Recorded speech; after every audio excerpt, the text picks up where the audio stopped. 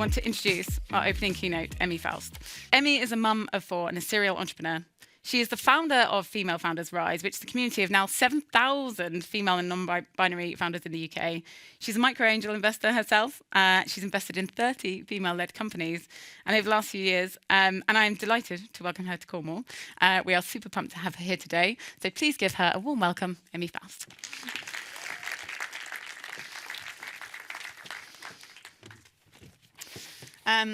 So Emmie's here for a little fireside chat, and the way we thought we would do this is on the screen you can see we've got Slido. So if you've got questions for Emmie, things you would like to know as she talks about her journey and some of the things that she's done, please pop them into Slido. We're going to have a 20-minute kind of interim during her fireside chat where we're going to pick up some of those questions.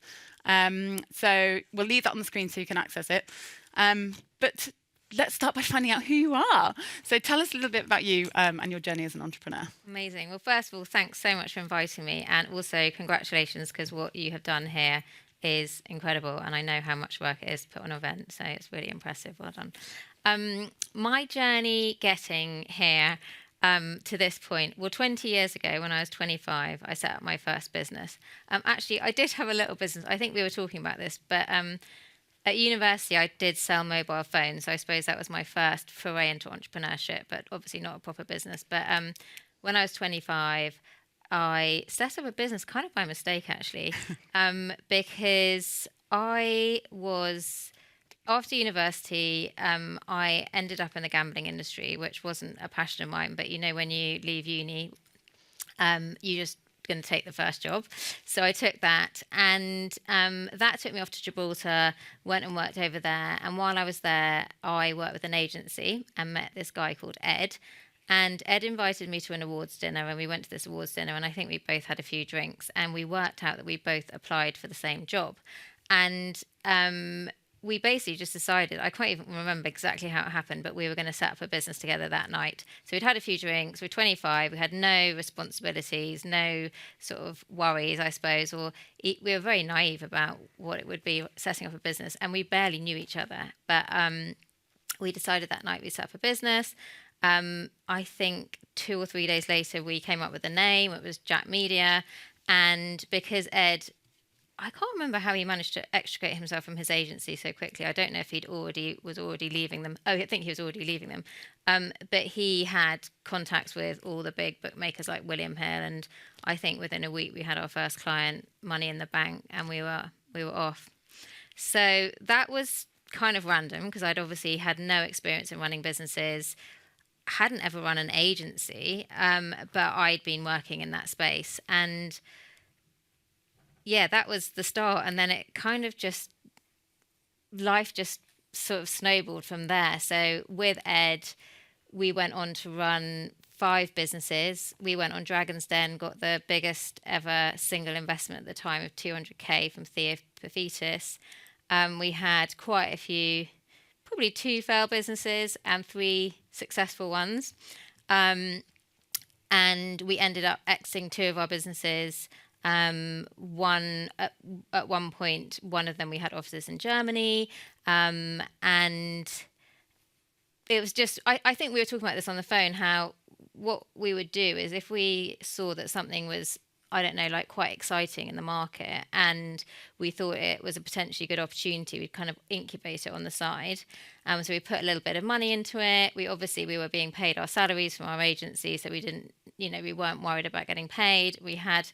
I suppose we had the luxury of having a business that was like up and running, which allowed us to incubate ideas. And if those ideas looked like they were going to be successful, we'd set up a business and run it as a separate kind of offering.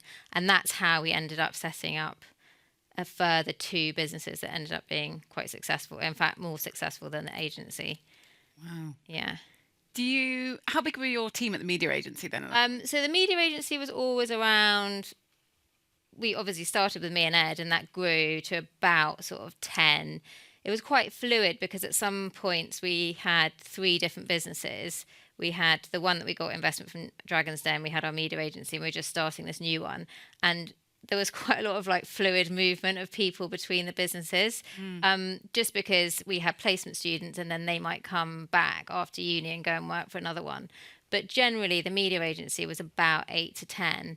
And then the other business, which was an advertising network, that grew to 40 people and had offices in Germany and stuff like that. And the gaming alerts, which we got investment from Theo, we always had placement students from Bournemouth Uni. They used to come and do a paid placement year with us. They were brilliant because they knew everything about social media and digital. And they basically ran that until it failed, it didn't last very long. A year maybe. How do you split your time? Because if you've got 5 businesses running at once, you're hiring 10 people, there's another spin up here with the opportunity for Dragon's Den, and there's you and Ed. How, as co-founders, did you manage sort of that between you? So I remember Ed and I going for lunch with one of his mum's friends who was a successful entrepreneur, and he said you should always try and have 2 businesses going at the same time, like you're sort of about to exit one and you've got a new one bubbling up in the ready to go, so that you've always got something on the go, which is actually quite an interesting thought, because when you sell a business you actually don't have anything to do unless you've got something else. So we always had sort of a few things going, but we never had all 5 at the same time. So initially we had the business on Dragon's Den and Jack Media, the media agency. And then that sort of, as that one was failing, we were setting up GDM, which is their network. And I think I was saying this to you, it's quite confusing for the team who was in charge of what. And even for me and Ed, like we had these 2 different businesses and we both had different expertise. So he was very good at the media side of things and new business, and I was much more about like looking after the team, and I did all the finance side of things. And we kind of split it up quite well, but it definitely got confusing. So sort of towards the end, I think about probably about 7 years into running the media agency, about 4 years into running the new business, we decided that we would both keep our shares in both, but he would run that one and I'd run the media agency. And actually that was at the point that we were sort of doing a merger and being acquired, and I was having my 3rd baby and going off on maternity leave and stuff like that. So it was all quite busy.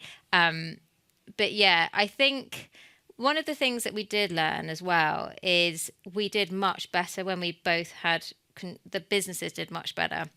Because I think when you've got 2 businesses to focus on, one of them sort of gets forgotten about. Mm-hmm. So the media agency was kind of forgotten about because it wasn't so exciting. But when you both have one responsibility for one, it's your core focus, and therefore they both ended up doing better. Brilliant. How did the Dragon's Den situation come about? So Dragon's Den, this was like 20 years ago when Dragon's Den it was very different to how it is now. It was quite new, and I love watching the programme, but I kind of assumed that maybe it wasn't all, not legitimate, but it was kind of sort of set up or something like that. So I applied on a whim. I didn't want to apply with the media agency because that was successful, and like we definitely didn't want anyone fiddling around with that. But I had this other project which had never made any money. So I applied with that, and they said, how much money do you want? So I just said 200 grand. I didn't sort of I hadn't thought that's quite a lot of money, but it is. And then they said, what percentage do you want to give away? And so I said 10%. And then they said, what's your business worth? So I did that, 200k times 10%. So I said 2 million. So basically I had applied for funding of a business that had never made any money, that I'd valued at £2 million. And they came back to us, and we had a bit of toing and froing, and then they said, come and pitch to us at the BBC. So we did that, and they were like, that was really good. And then they decided that because it was gambling, that they wouldn't put us through. And then I think we just had a conversation that 70 or 80, a huge percentage of people bet, you do the national lottery, loads of people are betting on their football. There's a huge audience of people that play online bingo, and they're sort of spending, a couple of pounds a night, and they do that often because they can't get to cinemas or something else. So when we said that to them, they said, actually, this is fine, you can go on. And we were the last people of the day. I remember the producers just saying, you know more about this industry than anyone does, so you'll be fine. And I was actually still doing the calculations in the green room that day to work out how I could prove that my business was worth £2 million. My business partner didn't want to be involved, but he came along, but he was like, I don't want to do this. He basically was like, this is your thing. And somehow I managed to show that the small amount of revenue, which was probably we'd probably done about 10k in revenue, if that we'd made in that first few months.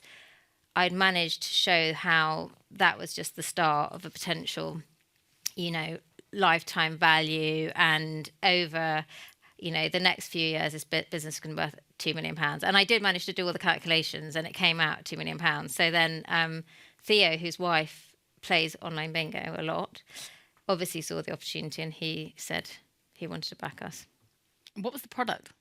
So the product was a comparison site. So basically you could go on and you could find like where to get the best bonuses, where to get the best odds. It was all very old school because it was like 20 years ago. We had this little thing that would like pop up on your computer and like tell you where to go to get the best things. And I'd actually worked with a tech company who had created that. That was my job before uni, but after uni, before setting up my business, who created this little thing. So it was all a bit novel, but the weird thing is that business failed, and that was fine because I wasn't passionate about it anyway. But we weren't totally mad valuing it at £2 million because our friends, who basically did almost an identical business, sold their company for I think 10 million like 5 years later. Wow. So it felt like we were taking the piss, valuing it at 2 million, which we sort of were. But actually, looking back, it wasn't a crazy valuation. And when you say it failed, like what does that mean? Because that can mean so many things. Sorry. So it was basically what happened. I think one of the things with taking funding. So I know for lots of businesses you need funding. And then for other businesses, you don't need funding. And obviously, we self-funded our media agency, and that was the successful one. We bootstrapped that. But because we had this 200 grand in the bank, you kind of have to spend it. And the investors are like, they don't want like a lifestyle, slowly growing business. They want something that's going to sort of hockey stick. And they're like, they want to see the returns. Mm-hmm. So there's pressure on you to deliver those returns. So therefore, you can't just have the money sitting in the bank and you be making really, conservative decisions and like you would otherwise. You have to try and get that, fast growth. And I think with that, the way that we ran the two businesses was very different. Like this side, the media agency was super lean, really careful with how we spent our money and really sensible. And then on this side, we're like, we've got this money that we've got to spend. And we kind of like, the other thing was 20 years ago, digital marketing was all very new. There was this dark art of SEO, search engine optimization, and no one knew what they were doing apart from these affiliates who had the answers.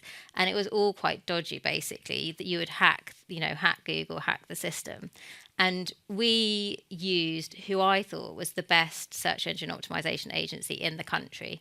So I paid them £5,000 a month, which is quite a lot of money, like 20 years ago. And he'd been talking at all the big conferences in America as their keynote speaker. So I was like, this guy definitely knows what he's talking about. But what they did was, there's like what they call black hat SEO. So that's the kind of dodgy stuff. And we sort of didn't 100% know what they were doing. We knew that they were doing some things, but we didn't realize that what they were doing could get us banned in Google. And one day we went from ranking number one from everything, and we were making 20k a month, quite early on in the journey. And then the next day we lost everything, all our traffic. We were like banned to like number 100 in Google, so we'd never be found. And our whole business was built purely on that, on search engine optimization. So basically we'd relied on one marketing channel, and then that marketing channel was just taken away from us, and we had nothing. And the agency was like, don't worry, we'll like redirect all the domains, and we'll set up another domain that looks similar, and we'll redirect all the traffic, the link juice and everything else. And it just never, ever recovered. Mm. So we're sort of like 2 months of waiting for it to come back, and it didn't. And it was kind of just this embarrassing conversation to go to Theo and sort of say, like, we've lost all of our traffic, we've lost everything. And we tried a few things, like we tried to set up in Spain, but just realised at that point that we're bashing our head against a brick wall. So we gave him the rest of the money and called it quits. I think that's a really admirable thing to do, actually, is also know when enough is enough. Mm. And actually, you've made that decision in 2 months. So we talked on the phone 20 years ago, the word failure was such a taboo. And, you've been on Dragon's Den and all that PR that comes with that sort of thing, and the pressure of like, oh, this is, you've got the biggest investment, this is going to be amazing. And then quietly going, oh, Yeah. Like, Yeah. now what? Yeah. What happened after that? In that time, what happened after that sort of 2 months, and you kind of wound it down? So it was a bit more than 2 months, because we realised it was going wrong in that 2 months, and then we tried a few other things. But and Ed, my business partner, had never liked this project anyway. It was kind of getting in the way of our growth in Jack Media. So he was quite happy to get rid of it. It was just, it's really hard when you've been on TV. And I think everyone, all these people hadn't seen photos, be like, oh my God, you're on Dragon's Den, how's it going? And it'd be like, it's not going, and like then they want to know why. And at the time, 20 years ago, it wasn't cool to fail. It wasn't like now, where we sort of celebrate it because it's part of founder life, isn't it? You're constantly pivoting and failing. It was actually like quite embarrassing. And I think, we put our head above the parapet by going on Dragon's Den, but then also one of our competitors has obviously reported us. And it wasn't that we'd done anything illegal, but like in Google's eyes, it wasn't good practice. And the fact that we hadn't sort of picked up on it, and, it was a bit embarrassing. And so actually, I didn't talk about that for, I think, about 15 years, 14, 15 years, until I was doing consulting and I just couldn't get any work. And I met this guy, a mindset coach, and he said, well, why don't you ever tell anyone? That's amazing that you went on Dragon's Den and that you got the biggest investment ever. And I just said, well, I'm really embarrassed about it all. And he said, you got to start talking about it, because actually it's a really good story. And also, I've learned so much from that, about taking investment, because obviously when you take investment, there's demands and expectations of you, but also about not just relying on one marketing channel, about always, you must use experts and you must find people to support you on your journey, but also you can't just like hand the doors of your business over to someone and think that they're going to be the people that are going to, catapult it to stardom or whatever. Yeah, really important lessons. Okay, so you've sort of started, moved around 5 companies, and you've basically created yourself the ultimate incubator. Yeah. What happened next? Well, when I sold the business that I was working on, Ed was still running the other one. I didn't know what to do with myself. There's this weird thing that when you sell your business, you're kind of a bit lost. I was talking to my husband about it this morning, about how, everyone wants this big exit and the money, and you work so hard to sort of get there, and then you get there and you've slightly lost your purpose. You don't have a team. You're like, what am I going to do with my life? So I had that for a while, but I obviously had 3 children at this point, maybe 4. I can't remember, because it all sort of blurs into each other. So anyway, I thought, what would be the best job in the world? It would be working at Google. So I got a job there, which was amazing. 6 weeks in, I realised that I'm an entrepreneur and I'm not set out to work at Google. I also had 3 children still by this point, and I was kind of struggling to do that and see them. And whilst we were there, we sold the business that Ed was running, and we sold that for 7 million. So I got a payout from that, and it kind of meant that I didn't need to be working at that precise moment in time. So quit there after 6 weeks and started consulting, but didn't really know, because when you've run a business, you're like an expert, a minor expert in lots of things, but you're not. I don't know, I had real imposter syndrome, and I didn't feel like I had something to sell, I suppose. And actually, I had quite a tough time sometimes with consulting. I had this one time where I remember I had only one client and they were paying me £500 a month. And I thought, this is ridiculous. I've got so much that I've learned from building these businesses, but I haven't got anyone to help. And I think it was because I wasn't promoting myself, so no one knew that I could help them. I was kind of expecting people to just notice me and be like, wow, Emmie, come and help us, rather than going out there and selling myself. But also I think it's quite hard, because I felt like I wasn't necessarily a business coach or a marketing coach or a media coach. I wasn't. So anyway, I did consultancy for quite a long time, but then I got ill. And I had long COVID and perimenopause and kind of a breakdown and everything, 4 children, and COVID kind of wiped me out. And then I also moved my family to Wales, family of 6 to Wales, and then that didn't work out and I moved them back to London. So I think that whole thing basically was just too much for me. And I quit my consultancy after about a year and a half of realizing I wasn't coping, and started this whole new project, which has turned into something, amazing that I love, called Female Founders Rise. So let's hear a little bit about it. Tell Yeah. us about Female Founders Rise. So this was my passion project. It was a way for me to get better, but still be able to keep myself busy. And when I sold my business, I bought a house in Wales. When that didn't work out, I sold the house in Wales, and I put some of the profits into investing in female founders, and I put some money aside for me to just be able to get better. And I knew I had to do a little something because I love work and I love helping people and I love entrepreneurship. And so I set up a LinkedIn page and a Google form and just said, I want to bring women together. I know there's, I think at the same time as well, I'd seen those reports about only 2% of VC funding was going to women. And I was so shocked and kind of disgusted. I was like, I'm going to try and do my little part. And I'd also been running lots of different communities over the last 3 or 4 years, which never really took off, but had given me, I love bringing people together. So I think I set up this little thing. And I started running free office hours and masterclasses and things like that, and encouraging women to invite other women.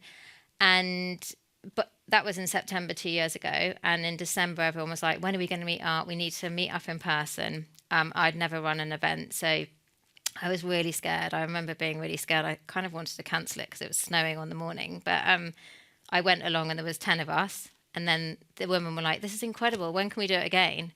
So then January we had 30, February 50, March it was International Women's Day. I think we had 100 people, and then it's just grown. So we partnered with Google, Lloyds Bank. We've done a big, amazing partnership with London Business School, doing free full-day workshops for founders. We've just done a massive event in Edinburgh for 300 people. We've done lots of events bringing investors and founders together. I just saw a founder the other day. She cornered me in the loo and said, I got 100 grand from an angel I met at one of your events. So it's a whole mix of things. It's helping get more funding into women because we need to do that. It's helping women with business fundamentals. So that's all the kind of the masterclasses that we do around all those topics, and community and connection and collaboration, which is just, as you know, being a founder, and actually you're one of our members. Bringing founders together is so important because it's a really lonely journey. And it's really hard work. And if we can bring everyone together and you can feel understood, then that's massive. But also we just see amazing collaboration and connections and support and people opening doors and stuff like that. That's amazing. Yeah. And congratulations, because when we spoke... 7,000 people now. Yeah, I mean, we spoke a few weeks ago and there's 6,000 people. And then you sent me an update and I said, no, I've just done the numbers. There's 7,000 people. Yeah. This is amazing. Yeah. Absolutely brilliant. You said you're a micro angel investor. Yeah.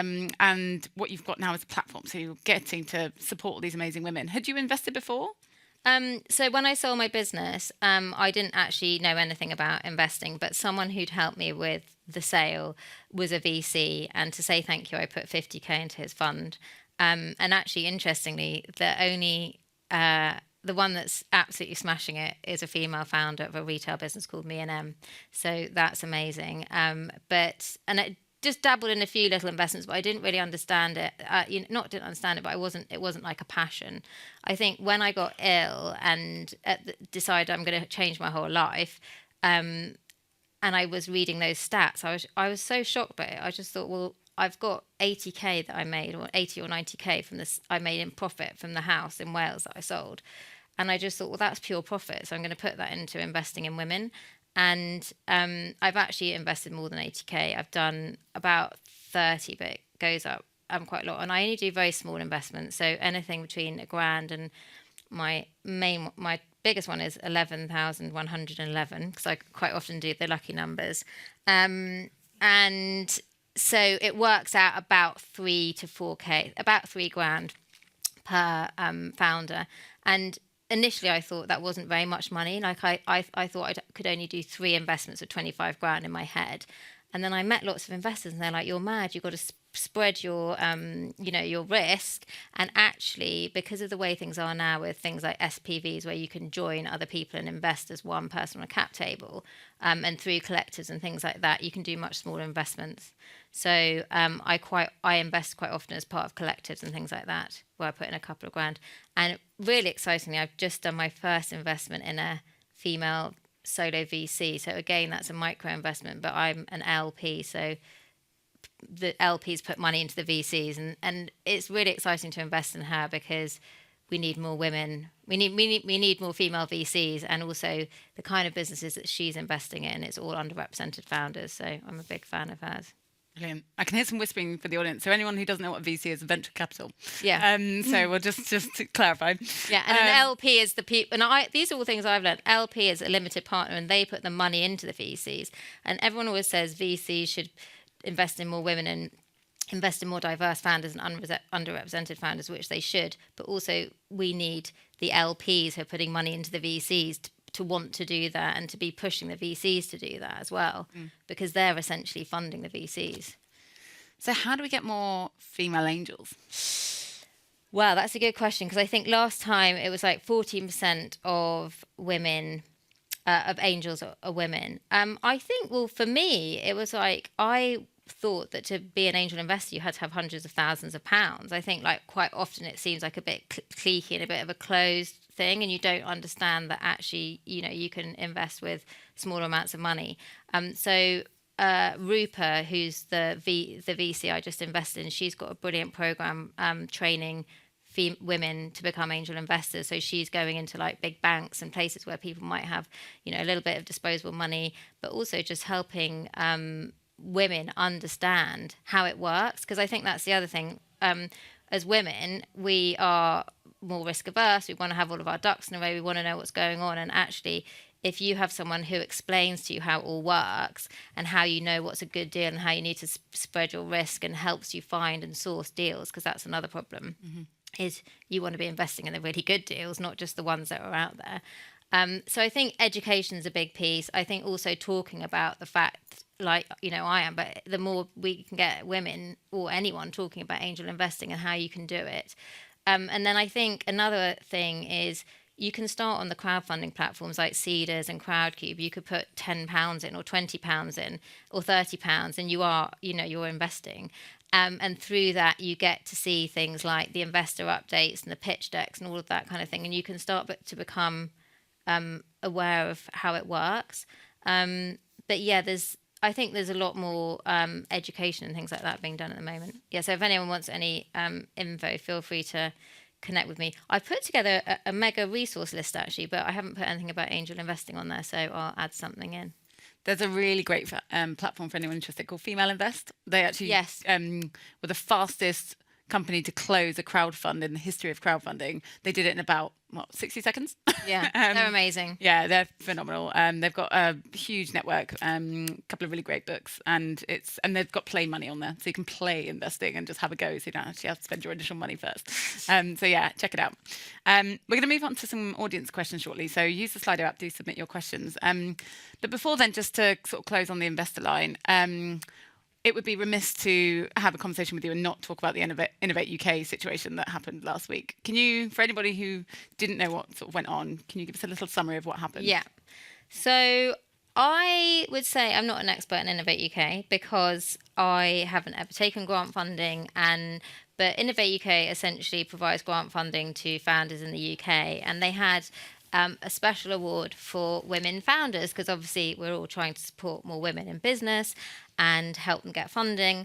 And historically, I hadn't actually shared the Innovate UK grant information to our members, because every week I send out a newsletter with everything that is possible to help them, because actually I'd heard quite a lot of feedback from people that people were taking maybe 60, 70 hours to apply for these awards and never getting any. And I don't want our members to be wasting their time. But on this particular occasion, I was like, I'm going to promote this award in our newsletter because it's for female founders. Unfortunately, what happened, it was about 2 weeks ago, they only awarded 25 of the 50 awards. So they only awarded 2 million of the 4 million that they'd committed to. And obviously, as you can imagine, the female founder community, and actually the whole community in the in the early stage ecosystem, was up in arms. There's a very brave woman called Emma Jarvis who actually is speaking at Liverpool Slush. She was the one that called it out on Friday evening, and someone alerted me to it, and I, through my LinkedIn, because I'm quite a big LinkedIn fan, got in touch with the CEO and I said, do you know about this? It's all going off on LinkedIn, what's going on? Can you let me know? Because I promoted this award to my community and I need to tell them what's happening. That obviously happened on Friday. So there's a weekend where the female founder community obviously was incredibly upset and deeply saddened, because it turns out that on average they had spent around 70 hours. Some people have also spent up to 10K in helping to people that support them with their grant funding, because it's such a painful, difficult process to apply. A lot of people have to actually pay for help. So lots of people are out of pocket as well. And I basically wrote a post. I was kind of scared as well to write a post because I hadn't heard back from Innovate UK and I wanted to have my ducks in a row, but I also wanted to let everyone know I was supporting the cause. Wrote a post saying I'm waiting to hear back from them. I don't know, like 1,000 people commenting. I mean, it went absolutely crazy. Finally, they got back to me on Sunday and were like, we're going to make an announcement. And then on Monday, to cut a long story short, a press release went out. I kind of partnered up with some other people that were also campaigning. There was lots of people, I'm sure you saw, LinkedIn was like alive with people not happy. And they reversed the decision on Monday. So they apologised and they reversed the decision very quickly, which was obviously the right thing to do. And along with a couple of others, I'm now talking to Innovate UK about making sure this doesn't happen again. Unfortunately, there are a lot of issues with it. Like, for example, it's a lot of our founders, and I've actually seen this, but they were told things like, you're too ambitious for this award. Some really unhelpful feedback, and assessors giving totally conflicting feedback, and there's no transparency. So apparently, and this is all just apparently, but my friend had actually gone to be an assessor, and she's absolutely incredible, and she said, I can't do it because it's just absolute chaos, so I can't put my name to it. And sometimes the assessors are paid and sometimes they're not, and there's no clarity around how this all happens.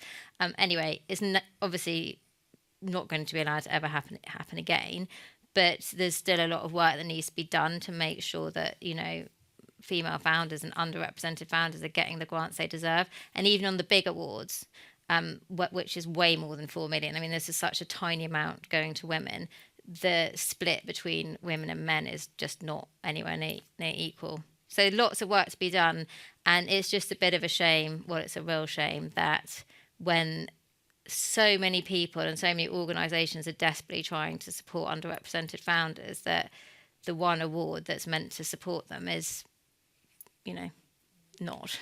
Yeah, and well done for bringing about change, because I think it was 72 hours you guys had got together and literally hours. made them a complete U-turn. Yeah. So well done, and thank you on behalf of the founder community. I felt really stressed by it, actually, but yeah. Yeah, amazing. Okay, we'll take some questions from the audience now, I think. So we've got Ali primed with our questions from Slido. Questions and microphone at the ready. Are we on? Amazing. Thank you so much, Emmie. It's been really insightful. So to start with, how do you do your due diligence when looking for contractors and partners to help prevent situations like your Google blacklist? That's such a good question. How do I do my due diligence? Okay, well, what I would say to clients when I was doing my consultancy was always speak to 3 people.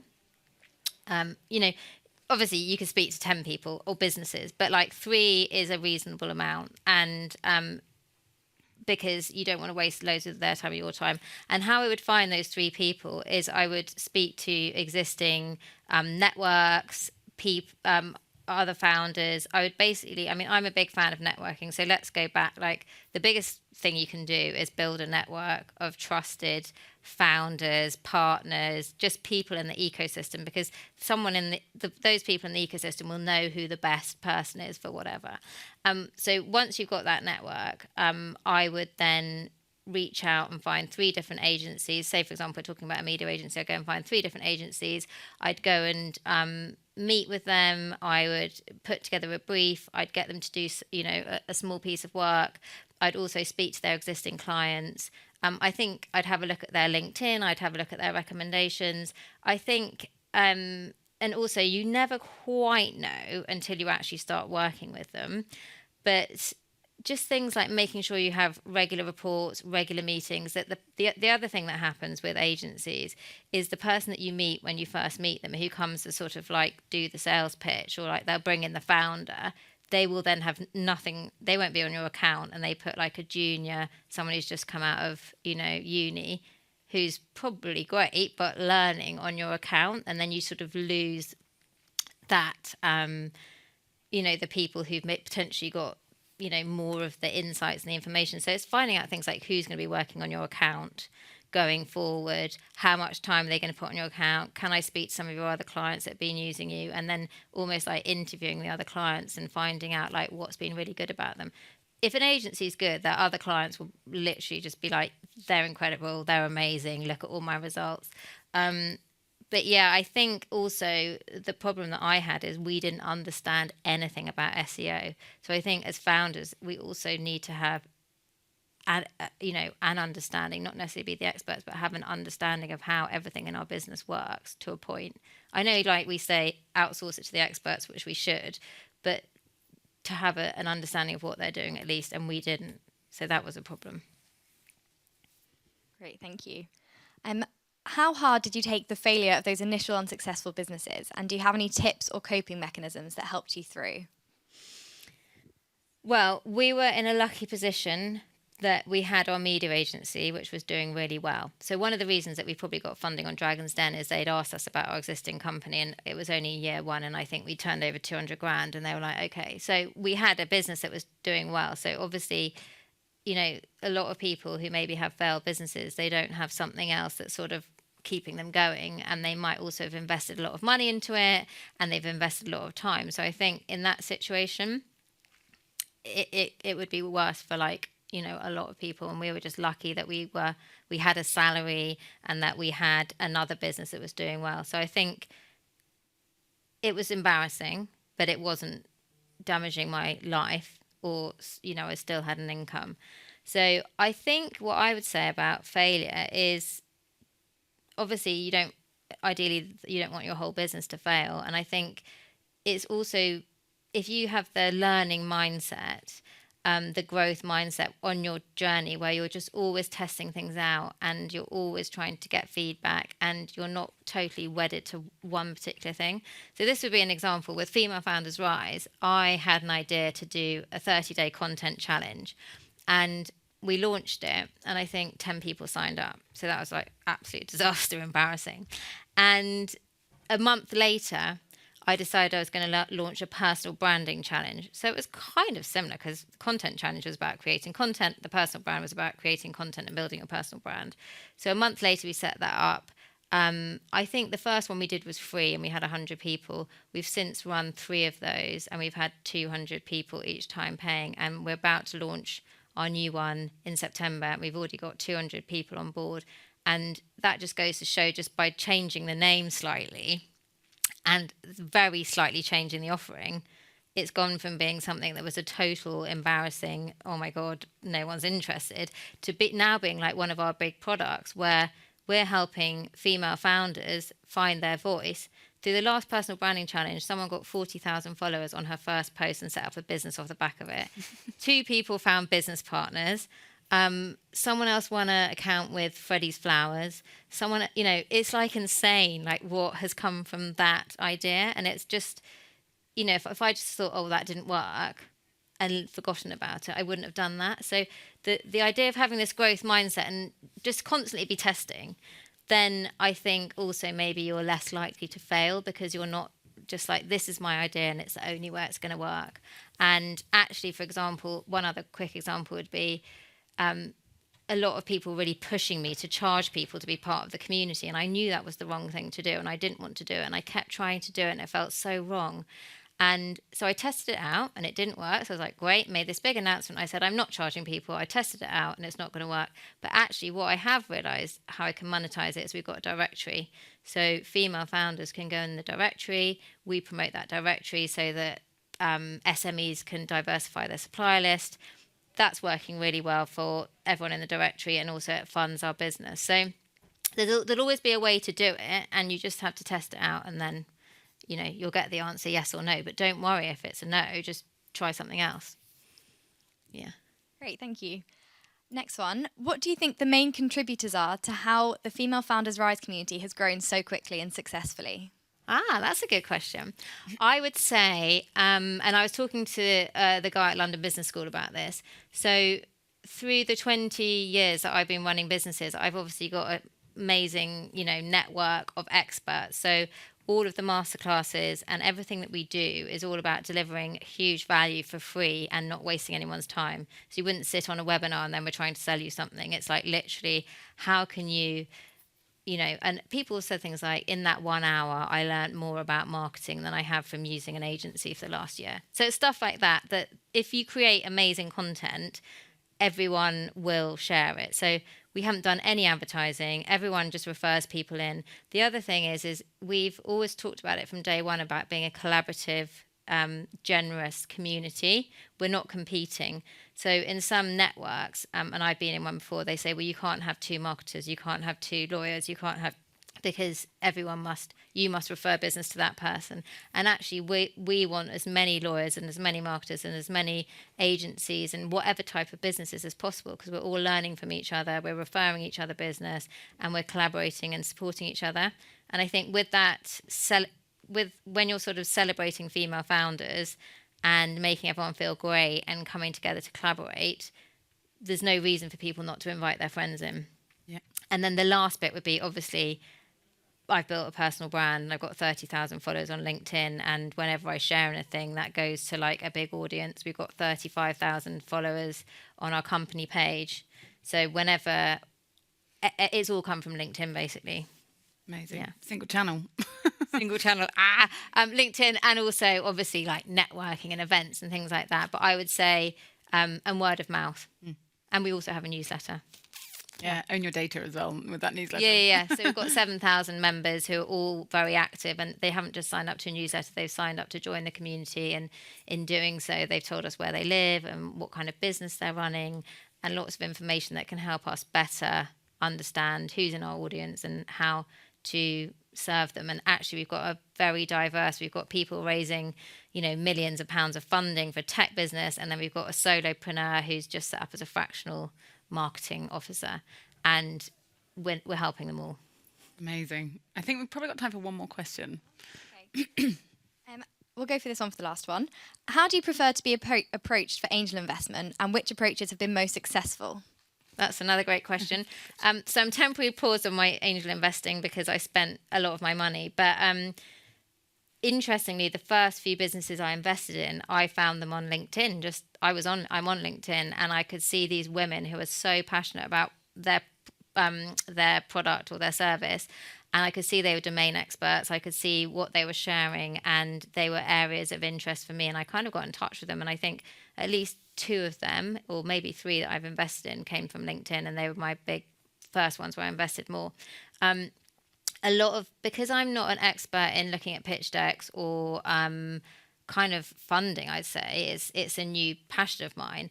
I don't feel comfortable doing the due diligence. So a lot of the time I just invest because I think you're amazing. I love what you're doing. You're incredible. I think you're going to be successful. I'll put in a couple of grand.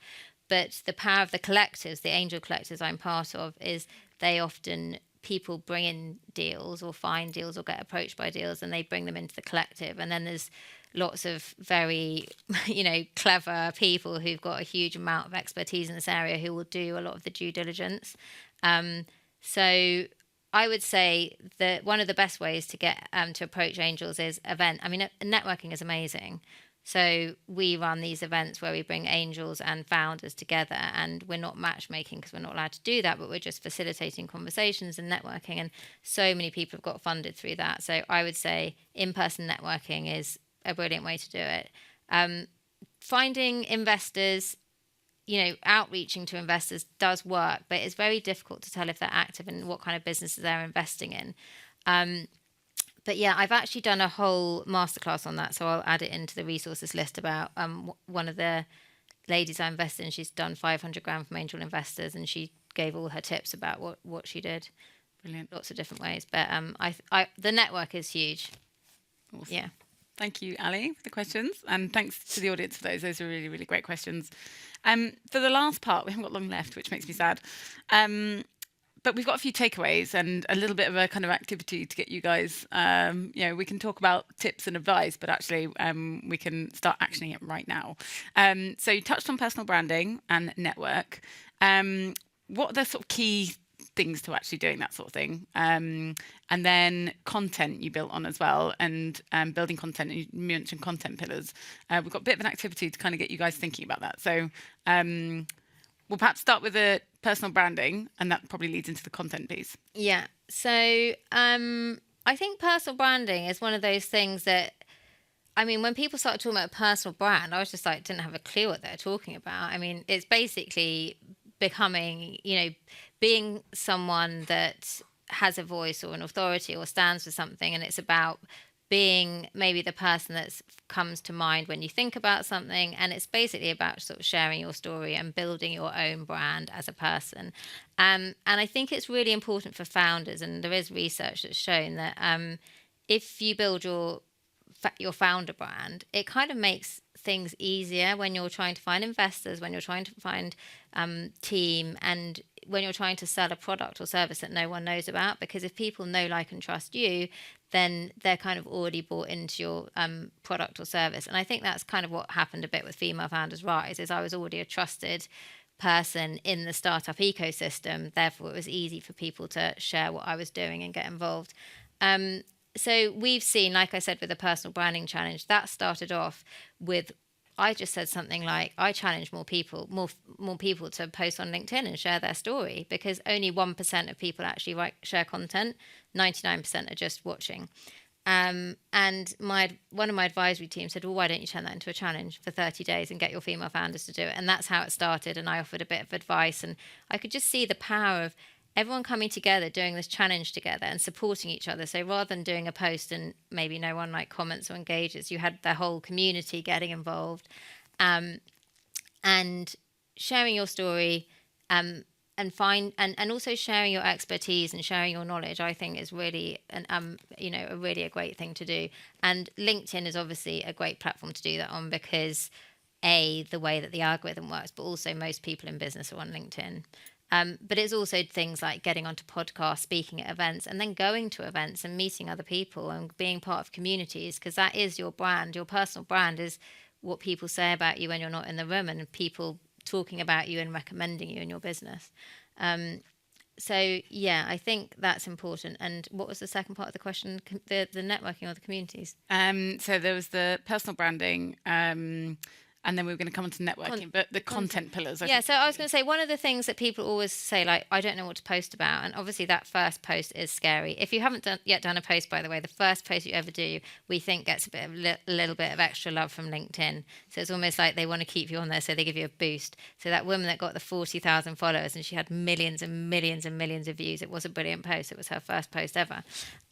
But something to think about is, and I did an interview with Cindy Gallop, who's an incredible female founder in America. She's got hundreds of thousands of followers, and I put that on the resource list as well.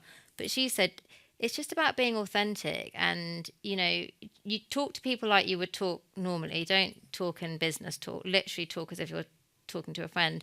And I think one of the great ways to think about it is, what could you share that could be helpful or interesting to other people? And we often underestimate that what we know, we think everyone knows. So I think, well, everyone knows about angel investing, but I might have told you something that I think is really basic that you wouldn't know, because if you don't know, you don't know. There's always people when we did a masterclass with LinkedIn, they were saying there's always going to be people 1 or 2 steps behind you who would love to know what you know. So think about like, how could I share something that's valuable? You could also look at what's going on in the news. You can use Google alerts and stuff like that. And anything in your industry that comes up, you could do a post on. So say, for example, at the beginning of the holidays, The Guardian said parents are dreading the school holidays because it's going to be £1,000 in childcare, which is ridiculous. And actually, that is preventing people from running businesses and working. And I did a post about that, and it got 50,000 people viewed it, because it was just something that was in the news that's kind of relevant. And you just pull that out, you take a little picture, and you say, "Have you seen this? Isn't it, shocking that childcare is so expensive in the UK?" And everyone feels the same, So that creates a conversation.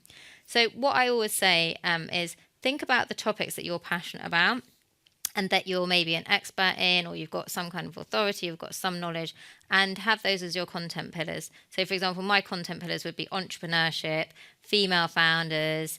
I talk a lot about well-being as a founder, because obviously I had a breakdown and I was ill, and I don't want that to happen to other people.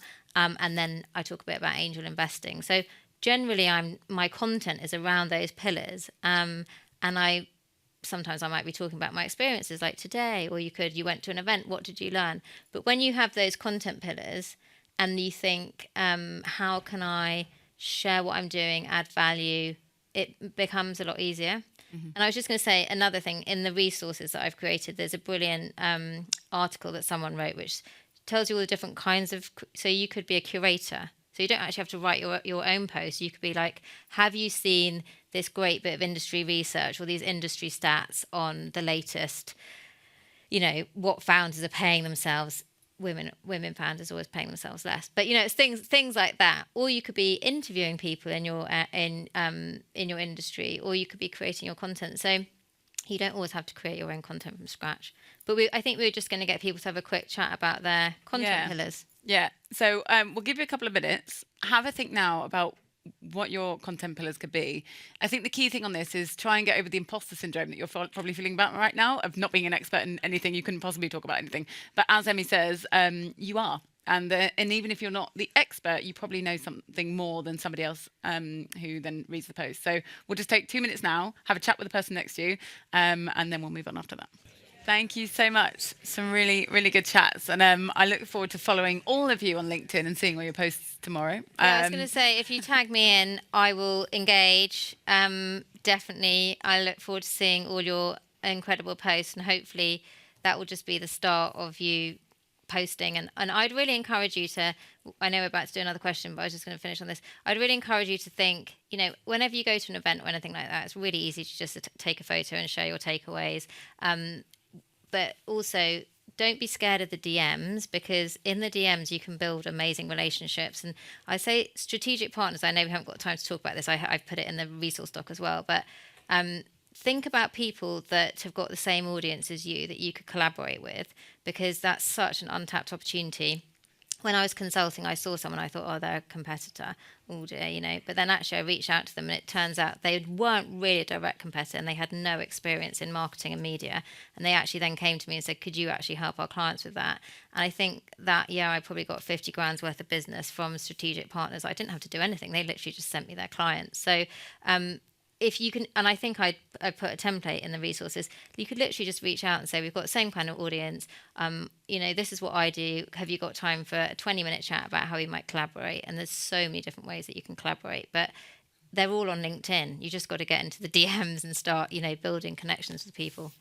Brilliant. Thank you for that advice. Okay, we've got a few minutes left. I want to ask you about your role models. And I'm asking slightly selfishly, because I've had this conversation with a few people recently, and I realised that when I was trying to think of my role models, they turned out all to be fictional characters. And whilst I thought, well, is that a bad thing or a good thing? I don't really know. And it turns out it doesn't even matter. Role model's a role model. But who are yours?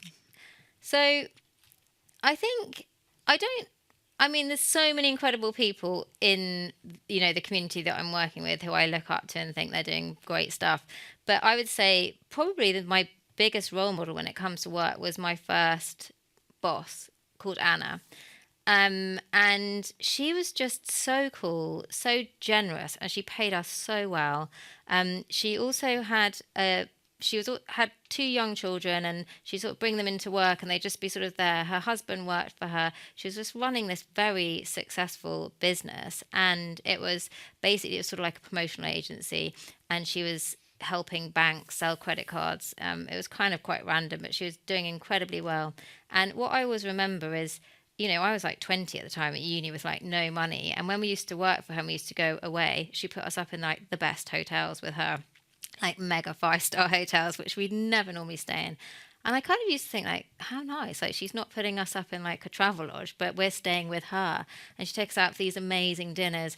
And what I learned from her was looking after your team and your staff, and like having them at the same level as you is so important. And she also paid us all really well as well. And I just remember thinking, I think she subconsciously taught me about how to be a great boss and how to be a great leader. And I've tried to take, some of those learnings into the businesses that I have. And I think that's actually why I always used to love having our placement students, which we had from university, because I used to think, how could I help them learn as much as they possibly can in that year? So I always used to say, like, you've got to set up a blog. This was 20 years ago, and have a blog so that you can, when you go on to get a job, you've got a blog and you're writing about your passions, and that shows that you've got initiative. And a lot of them ended up coming back to work for us. So yeah, she was definitely an inspiration and very generous. Amazing. And then final question then from me is, if you could go back to your first entrepreneurial experience, yourself when you started your first business, and give her any bit of advice, what would you go back and tell her? I think I would say a couple of things. First of all is your mental and physical well-being is the only thing that matters. I tell that to every founder, and I see so many founders burn out. So I don't know if it's kind of like you will always push yourself to the edge as a founder, but I would definitely tell myself to be kinder on myself. I think also when I was running the agency looking after gambling clients, I really, really didn't enjoy it. But I think we're talking about this. Is like, I'm not going to close down a business that I'm running with a business partner when I've and employing people and everyone's getting paid, and I was kind of just sticking with it, and I never found my why or what I loved until I started Female Founders Rise. And so I think I talk to so many people and they're like, but I don't like what I'm doing, and sometimes all the things that we're doing, we're just picking up expertise and skills and contacts, because all of those things that I did have enabled me to have the network, the knowledge, the understanding to do Female Founders Rise, which is now I am doing my why, and now I am doing what I love, and I wake up every morning and I'm so happy and I've got so much better. But I had to do a lot of things that I really didn't enjoy or weren't, filling me with joy in the process. So I do kind of believe that it's kind of just a process, and we're not going to enjoy every single minute of it. But I believe that all the things that I've done have brought me to this place now. So that's what I'd say. Just kind of go with the process. Amazing. Thank you so much, Emmie. No it's been a real pleasure talking to you and getting to know you as well over the last few months while we've been leading up to this I've moment. loved it. So Thank you for inviting me. our pleasure. And give a big round of applause for Emmie Faust. Thank you.